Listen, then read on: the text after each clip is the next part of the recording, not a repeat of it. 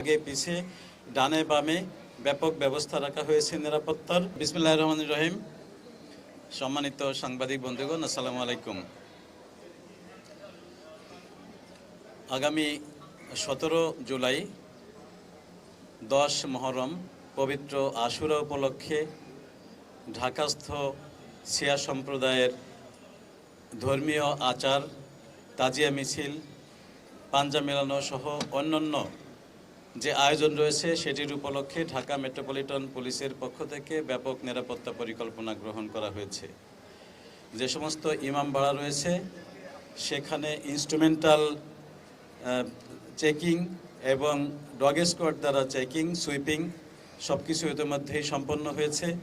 এছাড়া অনুষ্ঠান শুরুর আগে এখানে যারা প্রবেশ করবেন তাদের আর্চওয়ে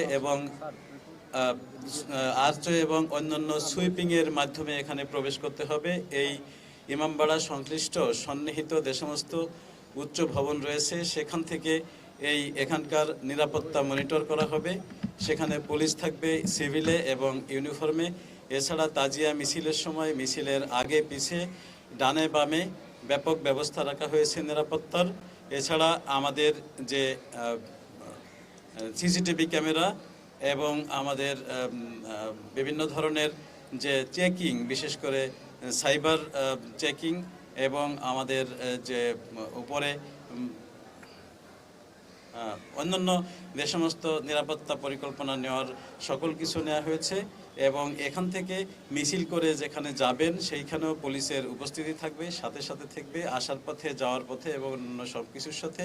আমরা যারা অংশগ্রহণকারী তাদেরকে অনুরোধ জানিয়েছি তারা যাতে ছুরি, চাকু, দাহ্য কোনো পদার্থ ইত্যাদি নিয়ে এখানে প্রবেশ না করেন। এবং যেহেতু মিছিলের ভেতরে পতাকা নেওয়ার একটি বিধান রয়েছে সেটি যাতে বেশি উঁচু না হয়, ইলেকট্রিক তারের সাথে যাতে সংযোগ থাকতে না পারে সেজন্য তাদেরকে সতর্ক করা হয়েছে। তাদের সাথে সমন্বয় মিটিং করে সমস্ত নিরাপত্তা পরিকল্পনা গ্রহণ করা হয়েছে। আশা করি অত্যন্ত সুন্দরভাবে আজ থেকে কাল এবং পরশু এই 3 দিন সুন্দরভাবে আমাদের এই অনুষ্ঠান সম্পন্ন হবে।